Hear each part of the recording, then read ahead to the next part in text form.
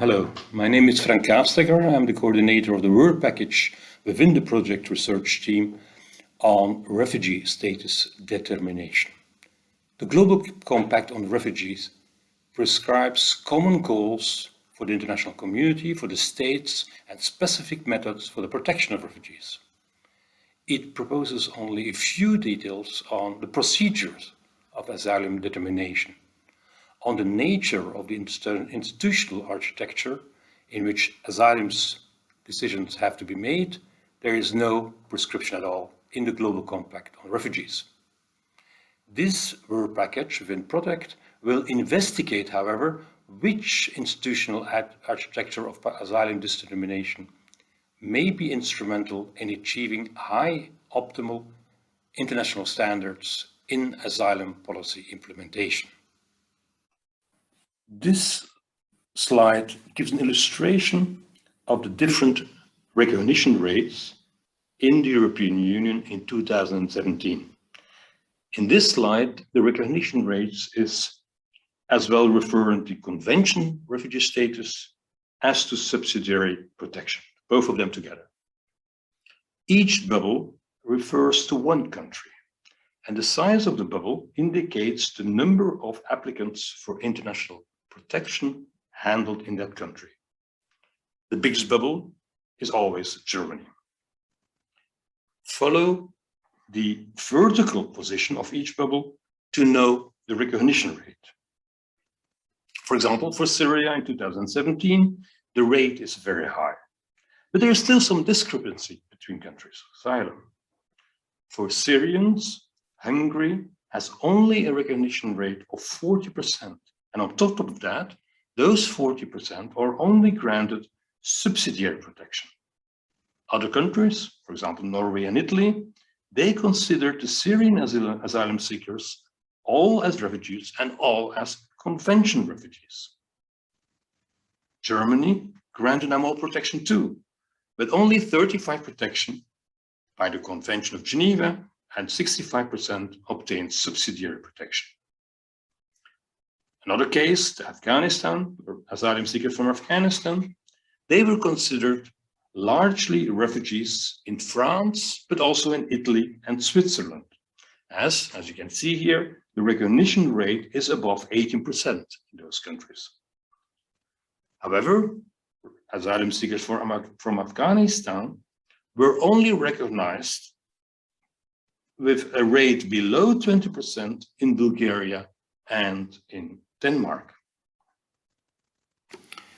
The variation in recognition rate we just saw has serious implications, putting into question the ability of the international protection regime to protect those in need. This variation in outcome of the asylum application questions in particular the European Union common policy, which denies that it matters in which country in Europe you apply for asylum. The Dublin Agreement is based on that assumption that a refugee has the same chance of protection all over the European Union. Our research is dedicated to understand why the recognition rates between different states are not more similar. Why would a refugee be recognized in one country and denied this protection in another? All countries who subscribe to the international refugee regime all over the world are bound to the same text, the Geneva Convention of 1951, which says that a refugee is a person who has a well-founded fear of persecution because of his race, religion, nationality, membership in a particular social group, or political opinion. This definition is part of national legislation in all member states of the European Union and even in most countries of the world. The PROTECT research program is analyzing how the European states, but also the states in South Africa and Canada, have determined refugee status since 1975. We will look into the institutional setup of refugee status determination and how this changes over time. Which institutions are involved? Where are they located within the state? Under which department do they function? And does the Asylum Office enjoy some autonomy in deciding which asylum seekers to recognize as refugees?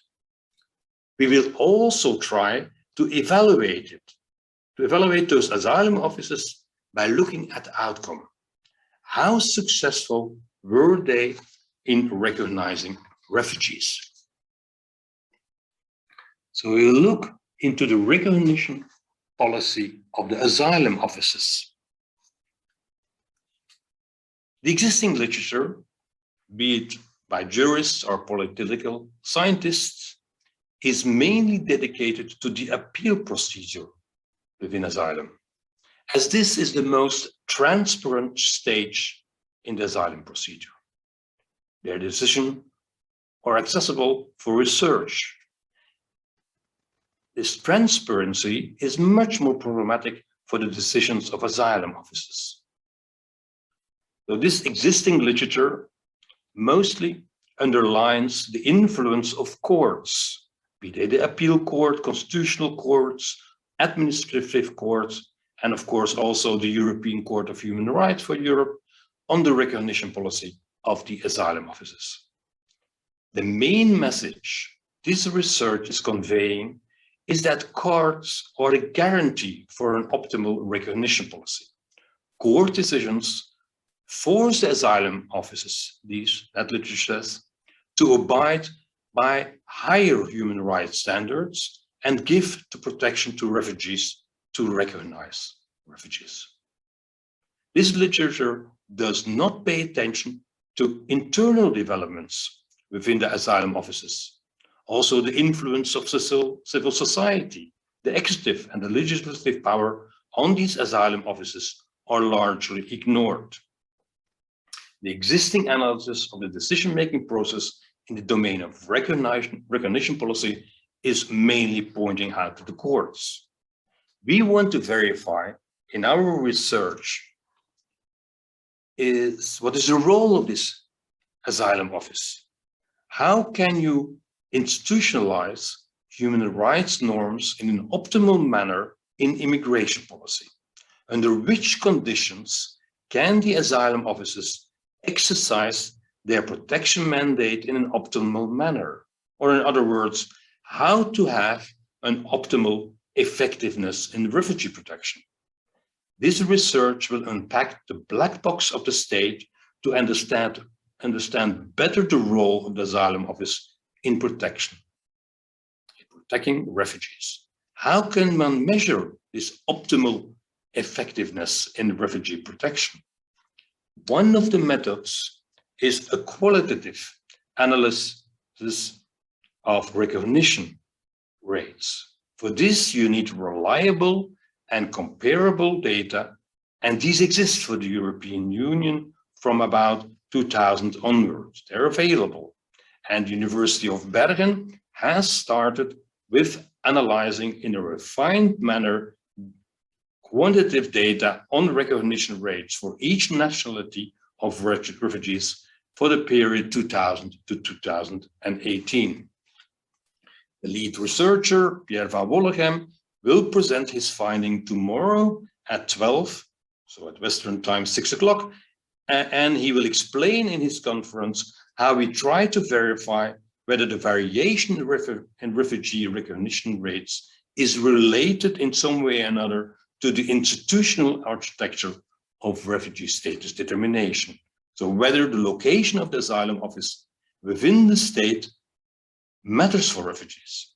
In particular, whether an independent position of the asylum office from politics enables this asylum office to pursue its human rights mission and brings benefit to refugees.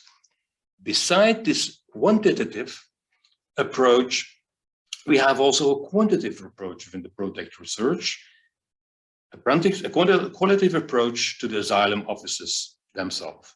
an investigation in the position of asylum officers within the state and how they function and how this has changed during nearly half a century, so starting from 1975 onwards until 2018, whether these asylum officers perform their duties as human rights protectors. This has hardly been subject to scientific research up until now, but we will look into that. Where were and are these asylum officers hiding? By 1975, recognition policy was a mostly mixed ministerial competence with a very strong position for the Ministry of Foreign Affairs. In several European countries, recognition policy was largely the competence of the Ministry of Foreign Affairs. This ministry had to honor the international agreements the country had ratified, and thus also the Convention of Geneva of 1951. The Ministry of Foreign Affairs in Europe were strongly committed to this newly erected international refugee regime. In several countries, they themselves had been the drafters of this founding document of the international refugee regime. Also, the international agency embodying this international refugee regime, UNHCR, was an important body to influence the manner refugee status determination was decided upon in the different European nation states. It was the expert agency to address all questions related to refugee status determination. Belgium and Dutch Ministry of Foreign Affairs even outsourced refugee status determination to UNHCR. Asylum seekers arriving in Belgium and the Netherlands were evaluated by UNHCR and eventually recognized as refugees. But also in other European countries, there was a strong involvement of UNHCR. The asylum officers were the expressions of the international refugee regime and also keen on strengthening this international refugee regime. The first instance, asylum officers was mostly making the final decision. By 2010, the picture is very different. The asylum setup changed drastically. By 2010, it's the Ministry of Interior and not the Ministry of Foreign Affairs, which is central in refugee status determination. Nearly all asylum offices in Europe are located within the Ministry of Interior. This is also the case in South Africa. Exceptionally, very few countries, Norway, Sweden, and also the Netherlands, for example, the asylum office was located and is still located within the Ministry of Justice. Although one could attribute high importance to the difference between Ministry of Justice and Ministry of Interior, this is not so much the case as they're located, asylum offices are located where migration policy is being decided upon. So organizations, be it justice, be it interior, who are dedicated to migration control. In Canada, that's also the case. There it's under the Department of Citizenship, Refugees and Immigration, so in charge of immigration control, which is also the case in Greece, where it's the Ministry of Migration, which is deciding whether they are eligible for refugee status. And UNHCR lost a lot of importance. This is different in Southern Europe. In Southern Europe, we focus within the project team, especially by Catania on Italy, and by the University of Surrey on Greece. We look at a specific way asylum requests are being handled in those countries. In Italy, 1951 until 1989, it was very similar to what happened in Northern Europe by 1975. A very strong position of foreign affairs together with interior affairs, both one vote in the asylum office and 2 votes for UNHCR. The president was rotating, which meant that UNHCR had 2 of the 4 votes, and when they were, the president even could decide to recognize a refugee against the opinion of the both Italian representatives. This has changed by 1999. The UNHCR is silenced in the refugee status determination. They have no more binding voice within this procedure. This is very similar to what happened in Spain by 1984, a collective decision-making body in which the Ministry of Interior, Foreign Affairs, Justice, but even other ministries have a voice. They together decide whether a refugee is recognized as a refugee. In 2002, in Italy, UNHCR was rehabilitated as a voice within the refugee status determination, but in a large minority position, because there are 3 representative interior minister and only 1 of UNHCR who decide whether an asylum seeker is a refugee. In 2013, we see in Greece, also UNHCR have a voice within the decision-making on refugee status, but only in second instance in appeal. The PROTECT research program and its work package on refugee status determination is looking to what happened in the past and what is happening today. Since 1975, we follow how recognition policy is being implemented. If you want to know more about this section of the PROTECT research, you can listen to the speeches of 2 of our colleagues, Eva Ecker and Zainab Abu Ardu, from the University of Ghent and Ryerson University, which will elaborate on our research design and the results, as well in terms of place within the institutional architecture, as in the outcome in terms of refugee protection. As I said already, we have also a quantitative analysis of recognition rates in 2000 by the University of Bergen, but there's another dimension to it, much more oriented towards the future. We have also a third axis in this research. This is looking into the external dimension of the European Union migration asylum policy.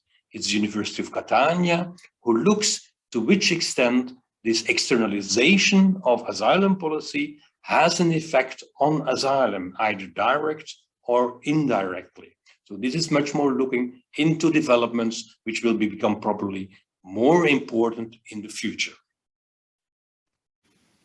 This video provided you a very short overview of what we do and what we did already. Tomorrow, you will have ample opportunities to find out more about our preliminary findings. Eva, Zainab and Pierre will give you first results in a more detailed manner. By 2023, we'll provide you with our final findings about the importance of asylum institutions, their location and their autonomy in providing refugee protection. Hoping to meet you again then. At that time, thank you for watching this video, and for any questions you have, you can contact us. Thank you.